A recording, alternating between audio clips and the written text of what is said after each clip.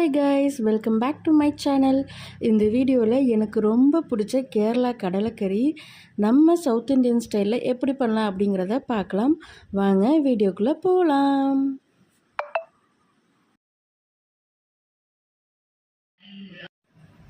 First தேங்காயை நல்லா இந்த மாதிரி ஃப்ரை பண்ணிக்கலாம்.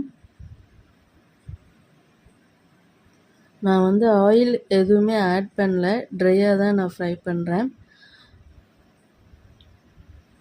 பார்த்திங்கன்னா இந்த மாதிரி ஓரளவுக்கு கோல்டன் ப்ரௌன் வந்ததுன்னு பிறகு இதை எடுத்து வச்சிடலாம்.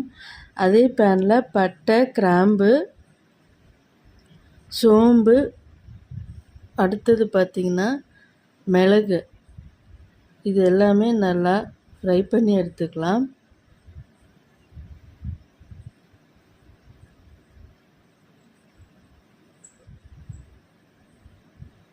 இது ஃப்ரை பண்ணதன் பிறகு பார்த்திங்கன்னா மிளகாத்தூள், மல்லித்தூள் நான் ஆட் பண்ணியிருக்கேன்.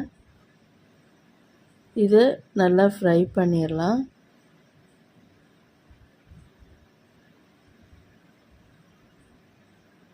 இது நல்லா ஃப்ரை பண்ணிவிட்டு தனியாக எடுத்து வச்சுட்டு பேனில் ஆயில் ஆட் பண்ணிக்கலாம்.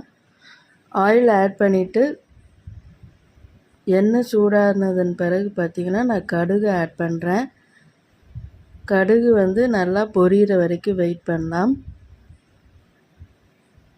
கடுகு நல்லா பொரிஞ்சு முடிச்சதன் பிறகு பார்த்திங்கன்னா பூண்டு பொடி பொடியாக கட் பண்ணி இது மாதிரி நான் ஆட் பண்ணிக்கிறேன். பூண்டோட பச்சை வாசனை போகிற வரைக்கும் நல்லா ஃப்ரை பண்ணிவிட்டு அடுத்தது பார்த்திங்கன்னா பெரிய வெங்காயம் ஒரு ½ வெங்காயம் மட்டும் நான் இந்த மாதிரி கட் பண்ணி ஆட் பண்ணிவிட்டு ஃப்ரை பண்ணிக்கிறேன். அப்புறம் சின்ன வெங்காயம் இருந்தால் தான் பார்த்திங்கன்னா நம்ம குழம்புக்கே ஒரு டேஸ்ட் வரும். ஸோ சின்ன வெங்காயம் ஒரு 10 பல் எடுத்து நான் 1-2 கட் பண்ணி இந்த மாதிரி ஃப்ரை பண்ணி எடுத்துக்கிறேன். இது நல்லா ஃப்ரை ஆகட்டும்.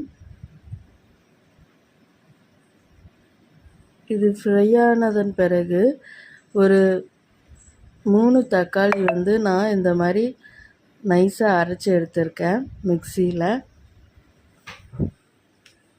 இதை இப்போ இதில் ஆட் பண்ணிவிட்டு ஃப்ரை பண்ணிக்கலாம்.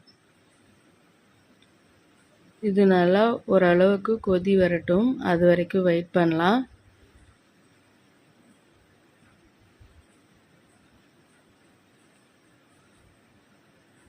ஓரளவு கொதி வந்ததன் பிறகு பார்த்திங்கன்னா இதை நம்ம அரைச்சி இந்த விழுதோட ஆட் பண்ணிக்கலாம்.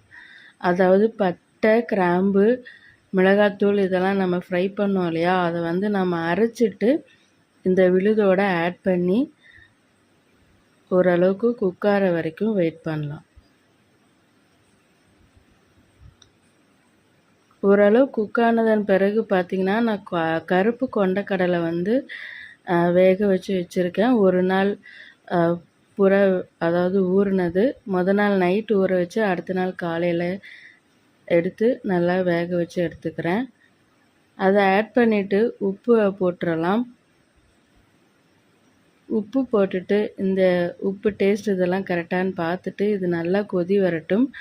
கொதி வந்ததன் பிறகு நம்ம இறக்கி வைக்க ஒரு 10 நிமிஷம் முன்னாடி இந்த தேங்காய் பால் ஆட் பண்ணிவிட்டு கொஞ்சம் மிக்ஸ் பண்ணி விட்டுட்டு இதை அப்படியே பேனை இறக்கி வச்சுருங்க. இப்போ பார்த்திங்கன்னா சூப்பராக கொண்டக்கடலை கறி ரெடி ஆயிடுச்சு கேரளா ஸ்டைலில். இதை சாப்பாடோட பிணைஞ்சு சாப்பிட்டிங்கன்னா தேவாமிர்தமாக இருக்கும். கண்டிப்பாக ட்ரை பண்ணி பாருங்கள். தேங்க்யூ.